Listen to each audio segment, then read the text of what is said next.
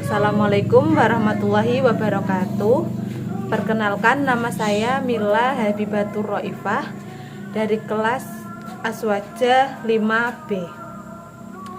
Di sini saya akan menyampaikan tentang bab 6, yaitu kedudukan kholik dan makhluk. Yang pertama yaitu jelaskan maksud dari makom kholik dan makom makhluk. Secara ringkas dan sederhana dapat dipahami bahwa Al-Khaliq adalah pencipta dan penentu segalanya. Dia adalah satu-satunya yang dapat mendatangkan manfaat dan madarat, yang menghidupkan dan mematikan, dan tidak satupun makhluk yang sama dengannya. Sedangkan makhluk adalah hamba yang tidak dapat melakukan semua itu. Kedua yaitu jelaskan perbedaan antara takzim dan ibadah. Takzim adalah sikap penghormatan, sopan santun, dan pemuliaan terhadap makhluk, seperti guru, orang tua, atau orang yang disegani. Sedangkan ibadah adalah segala bentuk ketaatan, kepatuhan, dan perbuatan yang disukai serta diridhoi oleh Allah Subhanahu wa Ta'ala, yang dilakukan semata-mata sebagai bentuk penghambaan kepadanya. Nomor 3 yaitu jelaskan maksud hadis dari La tuduruni kama atrotin nasoro abana Maryam. Hadis ini memiliki arti janganlah umat Nasrani melebihi putra Maryam. Jadi maksudnya larangan bagi umat Islam untuk memuji Nabi Muhammad SAW secara berlebihan, hingga menempatkan beliau pada kedudukan kholik sebagaimana kaum Nasrani memuji Nabi Isa alaihissalam sampai meyakininya sebagai Tuhan. Hadis ini tidak melarang memuji Nabi SAW secara mutlak, karena Nabi tetap boleh dan dianjurkan untuk dimuliakan serta dipuji. Yang dilarang hanyalah pujian yang melampaui batas dan bertentangan dengan akidah atau tauhid. Selama pujian tersebut tetap menempatkan Nabi SAW sebagai hamba dan utusan Allah, maka pujian seperti sholawat dan qasidah tetap diperbolehkan.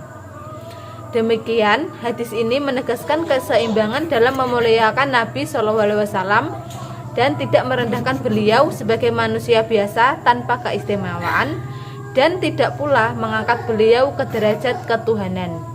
Yang keempat yaitu sebutkan dalil Al-Quran yang menunjukkan sujudnya malaikat kepada Adam, namun mereka tidak dianggap kafir dan justru mendapat pujian.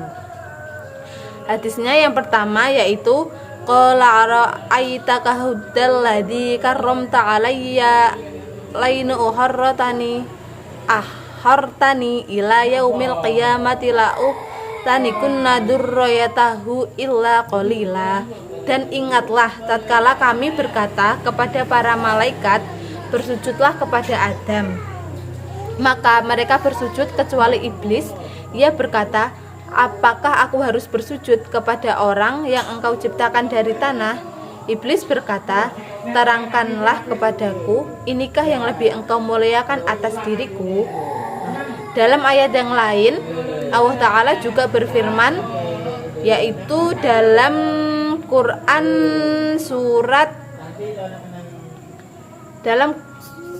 surat Al-Hajr ayat 30 sampai 35.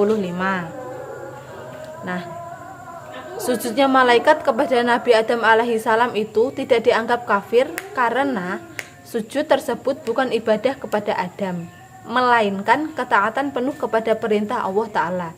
Malaikat mengagungkan Adam karena Allah yang memuliakannya, sehingga mereka justru mendapat pujian. Sebaliknya, iblis menolak sujud karena kesombongan bukan demi kelaknatan. Hal ini menunjukkan bahwa penilaian amal bergantung pada niat dan ketaatan, bukan semata bentuk lahiriahnya. Yang kelima yaitu sebutkan dalil Al-Quran tentang sujudnya saudara-saudara Nabi Yusuf yang tidak menyebabkan mereka kafir.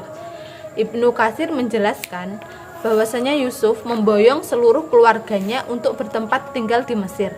Maka berangkatlah semua keluarga Yusuf dan Kan'an ke Mesir Ketika mereka memasuki kota Mesir dan memasuki istana Yusuf, Yusuf mengajak kedua orang tuanya untuk menaiki singgasana. Kemudian mereka semua bersujud kepada Yusuf. Allah berfirman di dalam Al-Quran dalam surat Yusuf ayat 99 sampai 100. Sujudnya saudara-saudara Yusuf kepada Yusuf tidak serta-merta dianggap sebagai sebuah kesyirikan. Sebab ketika bersujud tanpa ada maksud untuk menyembahnya sama sekali, dan barangkali syariat ini diperbolehkan bagi mereka, bukan untuk umat Nabi Muhammad SAW. Yang keenam, jelaskan bagaimana para sahabat ketika di depan Nabi. Menurut dalam pandangan Aswaja, para sahabat sangat memuliakan dan menghormati Nabi Muhammad ketika berada di hadapan beliau, namun tetap menjaga adab dan tidak berlebihan hingga melanggar tauhid. Para sahabat berbicara dengan suara rendah, penuh sopan santun, tidak mendahului ucapan beliau dan menaati perintah serta larangannya. Mereka mencintai Nabi dengan tulus, mengagungkan beliau sebagai Rasulullah, tetapi tetap meyakini bahwa beliau adalah hamba dan utusan Allah, bukan Tuhan. Yang ketujuh yaitu apakah redaksi sholawat harus persis yang diajarkan Nabi?